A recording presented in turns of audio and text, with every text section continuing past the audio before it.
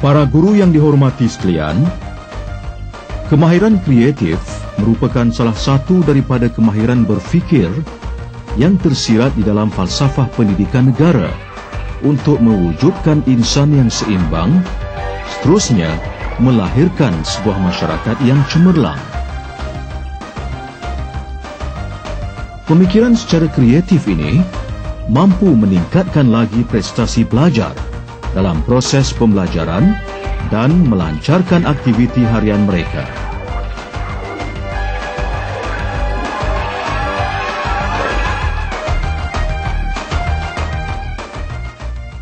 Assalamualaikum dan salam sejahtera.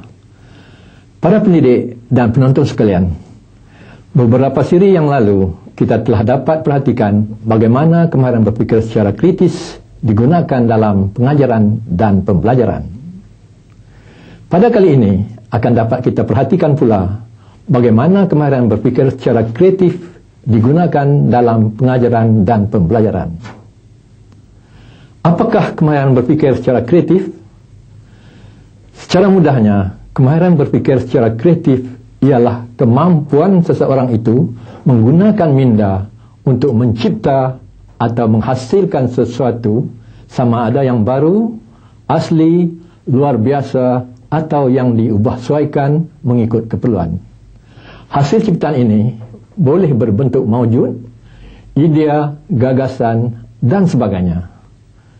Contoh hasil ciptaan ini ialah kenderaan menggunakan tenaga solar, alat mengesan kelajuan yang dipasangkan pada bas-bas ekspres, dan kad pintar.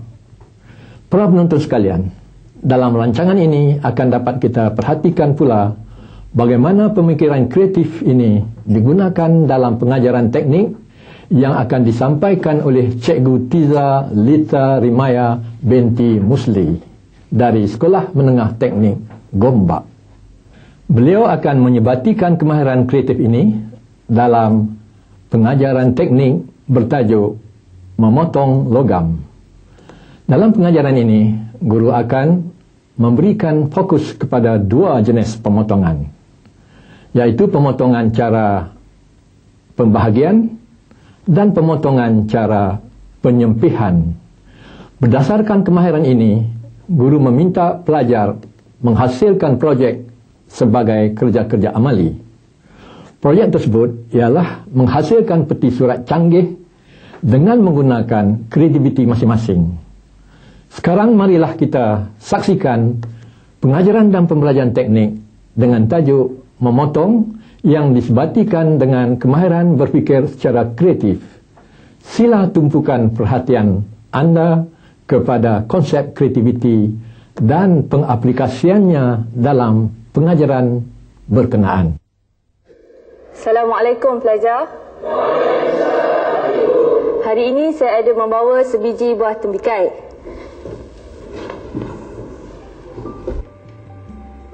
Tembikai boleh didapati dalam pelbagai bentuk. Salah satu daripadanya ialah bentuk bulat. Selain daripada bentuk bulat, bentuk apakah lagi? Ya, Hajar. Bentuk bujur, cikgu. Betul, Hajar. Pernahkah pelajar melihat tembikai berbentuk segi empat di pasaran? Di Jepun terdapat tembikai yang berbentuk segi empat. Ya, Hayana? Bagaimana bentuk tembikai itu, cikgu? Terima kasih, Hayana. Baiklah, di sini terdapat dua raja tembikai yang berbentuk segi empat, di mana yang boleh kita dapati di Jepun. Pada pendapat kamu, bagaimanakah tembikai ini berbentuk segi empat? Ya, Ilyas? Dengan menggunakan acuan, cikgu. Betul. Terima kasih, Ilyas. Mengikut kaedah Jepun, acuan yang berbentuk segi empat yang diperbuat daripada plastik atau gelas diselkupkan pada tembikai yang masih muda. Pada asalnya, tembikai memang berbentuk bulat, tetapi apabila ia membesar dan membiak, ia terpaksa mengikut bentuk acuan yang berbentuk segi empat. Ini merupakan satu bentuk kreativiti. Kreatif adalah sesuatu yang kita cipta atau kita reka, sama ada dalam bentuk songsang, pengubahsuaian, penyusunan semula, pengecilan, pembesaran dan penggantian. Misalnya tembikar ini yang pada asalnya berbentuk bulat, tetapi dengan menggunakan kreativiti, kita boleh jadikan dia berbentuk segi empat dengan menggunakan acuan. Pelajar tentu tahu isi tembikar yang merah dan manis sedap dimakan. Kaedah apakah yang perlu saya lakukan untuk mendapatkan isi tembikar ini? Ya, Hakim? Potong atau membelah, cikgu. Betul. Terima kasih, Hakim. Saya perlu membelah atau memotong tembikar ini untuk mendapatkan isinya. Alat apakah yang sesuai? Ya, Anwar? Pisau atau parang, cikgu. Betul. Terima kasih, Anwar. Pisau sesuai digunakan untuk memotong atau membelah tembikar ini. Jadi, hari ini kita akan belajar bab kelima, iaitu memotong. Terdapat beberapa perkara yang akan kamu belajar di dalam bab ini. Antaranya ialah prinsip pemotongan, penggunaan alat-alat pemotong serta menjaga keselamatan alatan dan penggunaannya. Logam secara amnya boleh dipotong dengan beberapa jenis alatan. Terdapat dua kaedah utama dalam pemotongan, iaitu cara pembahagian dan cara penyerpihan. Gunting dan mesin pericih kepersegian adalah dua cara untuk memotong dengan cara pembahagian. Ya, Taufik?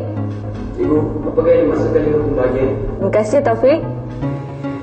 Pemotongan dengan cara pembahagian adalah melibatkan alatan yang menggunakan mata pemotong atas dan bawah. Prinsip pemotongan ini terbahagi kepada 4 peringkat. Peringkat yang pertama, apabila mata pemotong atas dan bawah dirapatkan, benda kerja akan mengalami tekanan. Dengan ini, permukaan atas dan bawah benda kerja akan mengalami perubahan bentuk. Peringkat kedua, apabila tekanan yang dikenakan semakin kuat, struktur bijian benda kerja akan mengalami perubahan bentuk. Perubahan bentuk ini dinamakan perubahan bentuk plastik. Peringkat ketiga, selepas mengalami perubahan bentuk plastik ini buat seketika, mata pemotong mula mericih logam. Logam bahagian dalam yang belum tericih akan mengalami pengerasan kerja. Dan peringkat yang keempat, logam yang mengalami pengerasan kerja akan tericih sebelum mata pemotongan bertemu. Baiklah, di sini saya ada sekeping zinc yang tebalnya ialah 0.10 mm. Alat apakah yang sesuai digunakan untuk memotong zinc ini? Hasuna? Gunting, cikgu. Selain daripada itu? Ya, Ilyas. Mesin perinci kepersegian, cikgu. Betul. Kedua-duanya betul. Terima kasih Hasuna dan Ilyas. Ya, Putra.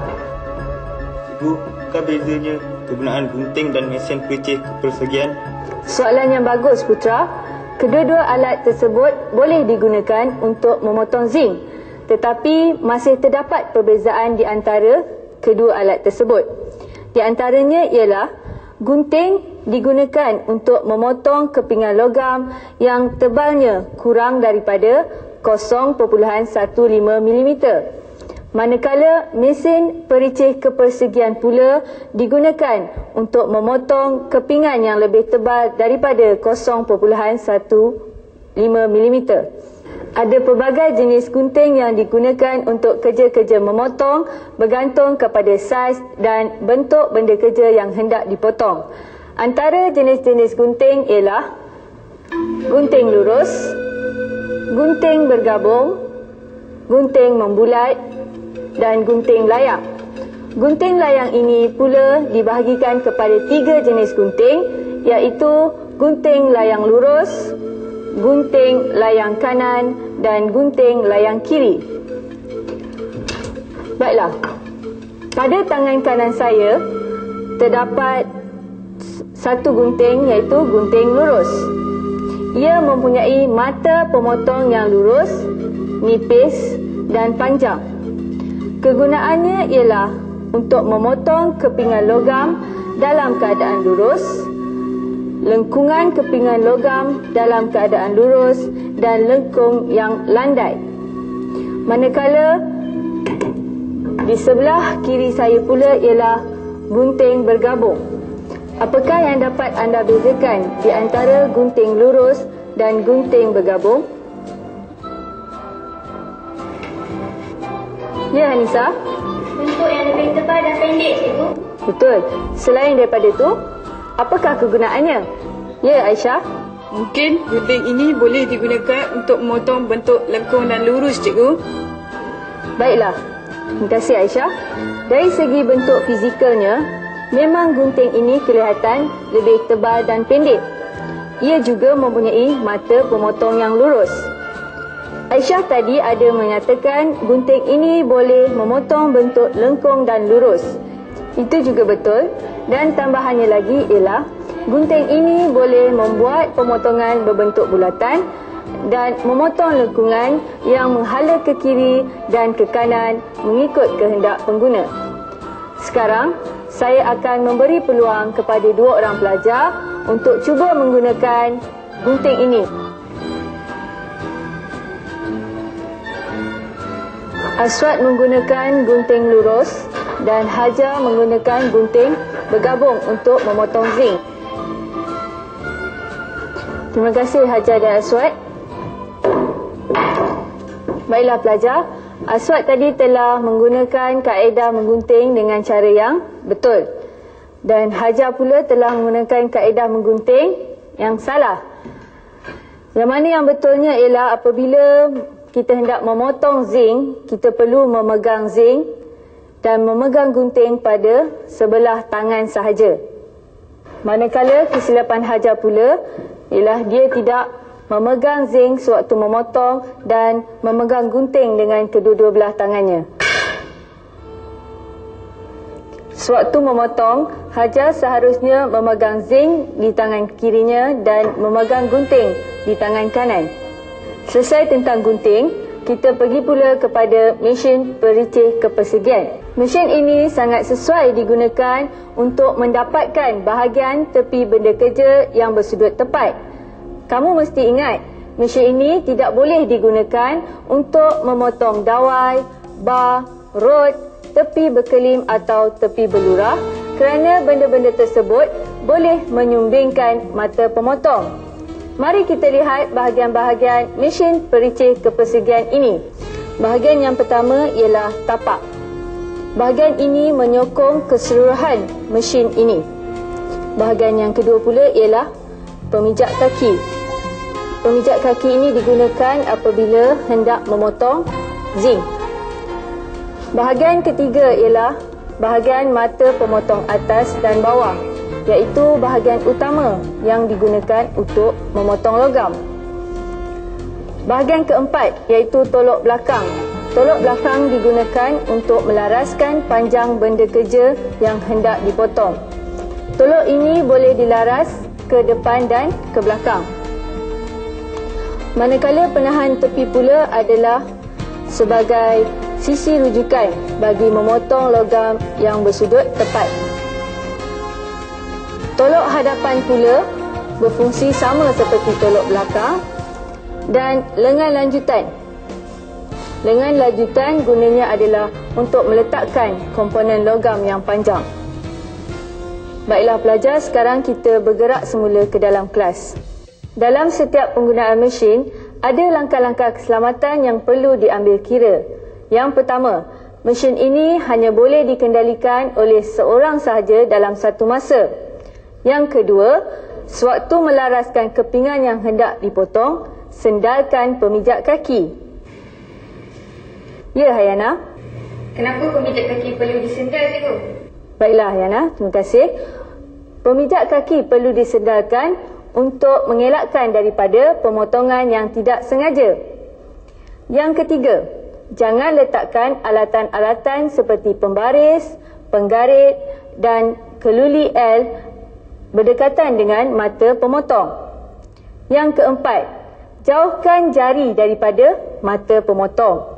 Yang kelima, Jangan gunakan mesin ini di luar keupayaannya. Dan yang keenam, gunakan sarung tangan sewaktu mengendalikan mesin ini. Baiklah pelajar, kita telah pun selesai mempelajari teori pada hari ini. Tentu pelajar semua tertanya-tanya, apakah aktiviti amali kita pada hari ini? Oleh sebab pelajar semua telah mempelajari bab pengukuran, penyambungan dan pemotongan, jadi saya akan memberi satu projek untuk anda laksanakan. Tajuk projek kita pada hari ini ialah peti surat canggih. Jadi, pelajar perlu memikirkan bagaimanakah yang dikatakan dengan peti surat canggih. Konsep yang perlu ada dan perlu diterapkan ialah dari segi teknologi, elektronik, mesra alam, reka bentuk dan kemasan serta mekanikal. Pelajar juga boleh menggunakan kreativiti masing-masing. Sekarang pelajar akan dibahagikan kepada dua kumpulan. Setiap kumpulan akan membincangkan konsep peti surat yang akan direka dan senaraikan bahan-bahan yang diperlukan. Sebentar lagi saya mahu setiap kumpulan membentangkan idea awal masing-masing, manakala saya akan memberi satu tempoh iaitu seminggu untuk menyiapkan hasil rekaan. Baiklah, pelajar-pelajar boleh bergerak ke dalam kumpulan masing-masing.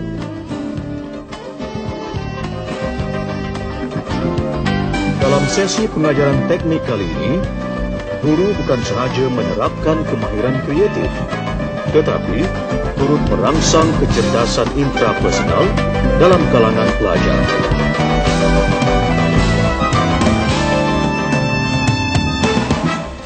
Saya pasti setiap pelajar telah mendapat idea masing-masing. Peti surat secanggih manakah yang pelajar akan buat? Sekarang saya persilakan Ketua Kumpulan 1 iaitu Ahmad Najib untuk membentangkan idea awal kumpulan 1. Silakan. Terima kasih, cikgu.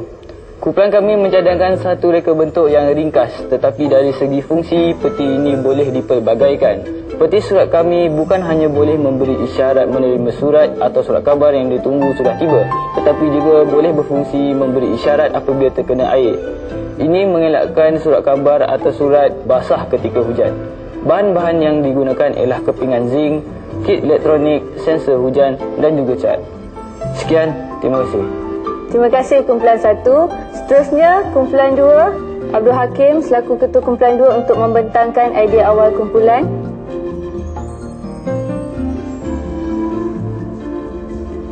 Ini adalah lakaran peti surat canggih yang kami reka. Bahan-bahan yang kami perlukan ialah zinc untuk membentuk badan peti surat, kit elektronik berirama, gelung paip dan cat. Kami juga menggunakan sensor sesentuh. Apabila surat, majalah atau surat khabar dimasukkan, penghuni akan mengetahuinya. Sekian, terima kasih. Terima kasih kumpulan 2. Baiklah, pada minggu hadapan, para pelajar dikehendaki membentangkan hasil rekaan kumpulan masing-masing. Pada minggu lepas, kita telah pun bersetuju untuk menghasilkan peti surat canggih. Dan saya percaya setiap kumpulan telah pun bersedia untuk membentangkan hasil rekaan masing-masing. Sebelum pembentangan, saya akan edarkan borang penilaian kepada setiap kumpulan. Pelajar perlu mengisi borang ini untuk menilai hasil rekaan kumpulan masing-masing dan juga kumpulan lain. Baiklah, diminta seorang wakil untuk mengambil borang ini di hadapan.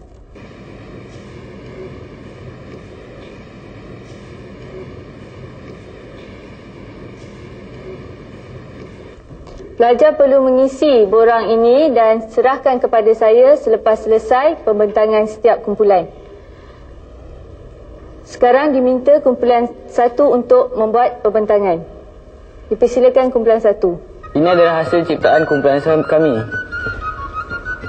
Peti surat ini juga boleh digunakan sebagai tempat meletak surat khabar yang kebiasaannya dicampak oleh penghantarnya. Dari segi kecanggihan pula, kumpulan kami menggunakan sensor sesentuh yang akan memberi kesan bunyi apabila surat khabar diletakkan ke dalam peti. Contohnya,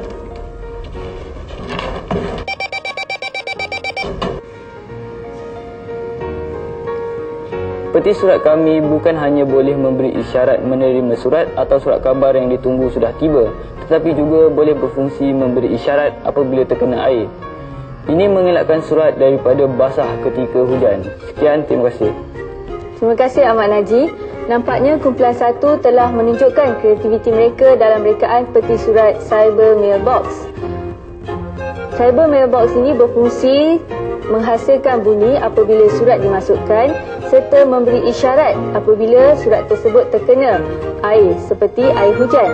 Cyber Mailbox ini bukan sahaja dapat memberi isyarat bahawa surat telah tiba tetapi juga dapat mengesan hujan. Seterusnya saya persilakan Ketua Kumpulan 2 iaitu Abdul Hakim untuk membuat pembentangan hasil rekaan mereka. Terima kasih cikgu. Ini adalah hasil rekaan kumpulan kami. Sainsboard ini bukan sahaja dapat memberi isyarat penyebabkan surat, majalah dan lain-lain, tetapi juga boleh berfungsi sebagai loceng pintu. Contohnya,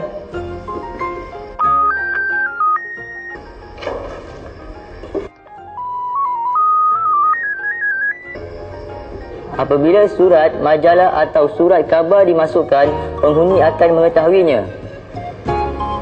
Sekian, terima kasih. Terima kasih Abdul Hakim. Nampaknya hasil rekaan kumpulan 2 tidak kurang hebatnya. Sainsbox ini bukan sahaja dapat memberi isyarat penerimaan surat tetapi juga boleh berfungsi sebagai loceng rumah. Saya telah membuat penilaian terhadap hasil kerja yang telah kamu lakukan. Sekarang saya akan tunjukkan penilaian yang telah saya buat terhadap kedua-dua kumpulan, iaitu kumpulan A dan kumpulan B. Bagi kumpulan A, bahan dan alat 15 markah, kaedah 8 markah, reka bentuk 16 markah, kekemasan 7 markah, kreativiti 17 markah dan berfungsi 20 markah. Jumlah markah ialah 83. Manakala penilaian saya buat terhadap kumpulan B ialah bahan dan alat 12, kaedah 7, reka bentuk 13, kekemasan 5, kreativiti 14, berfungsi 19 dan jumlah markah ialah 70. Sekarang kita lihat perbezaan markah yang telah dilakukan.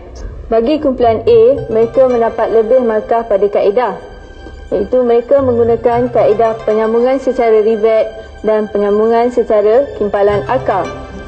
Manakala dari segi kreativiti pula, mereka telah menggunakan kit elektronik dan juga sensor hujan bagi mengesan air hujan yang masuk ke dalam peti surat. Dan dari segi keberfungsian pula, peti surat ini nampaknya lebih berfungsi dan boleh dikomersialkan. Manakala kumpulan B, peti surat kumpulan B kurang menggunakan kaedah-kaedah penyambungan dan dia mendapat lebih markah dari segi kreativiti kerana menggunakan kit elektronik bunyi di mana apabila surat dimasukkan, bunyi akan terhasil dan juga ia boleh berfungsi sebagai loceng rumah. Idea-idea pelajar adalah sangat baik dan boleh dikembangkan lagi. Kita perlu sentiasa seiring dengan perubahan semasa yang sentiasa menjurus ke arah sesuatu yang lebih mudah dan ringkas. Saya harap apa yang pelajar peroleh daripada projek ini dapat dimanfaatkan pada masa-masa akan datang dan pelajar dapat memperkembangkan bakat dalam mereka cipta barangan keperluan seharian. Ini juga dapat meningkatkan produktiviti di rumah. Sekian dulu pembelajaran kita pada hari ini. Para penonton sekalian, begitulah pengajaran dan pembelajaran teknik yang bertajuk memotong logam yang disebatikan dengan kemahiran berfikir secara kreatif. Bagaimana yang telah kita perhatikan tadi, guru telah memulakan pengajaran dengan mengemukakan soalan tentang bentuk buah tembikai. Ternyata bahawa bentuk buah tembikai sama ada bulat atau bujur. Kemudian guru mengemukakan soalan sama ada pelajar pernah melihat tembikai yang berbentuk segi empat. Jawapannya, mereka tidak pernah melihat tembikai berbentuk demikian. Selepas itu, guru mempamerkan gambar tembikai berbentuk segi empat yang diusahakan oleh petani di Jepun. Ini merupakan set induksi atau pengenalan yang amat baik kerana secara tidak langsung guru telah menerapkan konsep kreativiti dalam pengajaran tersebut. Antara konsep kreativiti yang telah diperkenalkan ialah menghasilkan sesuatu dalam bentuk songsang. Ternyata di sini, walaupun dalam pemikiran biasa, bentuk buah tembikai adalah bulat atau bujur, tetapi petani di Jepun cuba menukarkan bentuk tersebut kepada bentuk segi empat, iaitu bentuk tembikai luar biasa. Sebagai perkembangan pelajarannya, guru menjelaskan cara-cara menghasilkan kreativiti semasa hendak membuat projek peti surat canggih.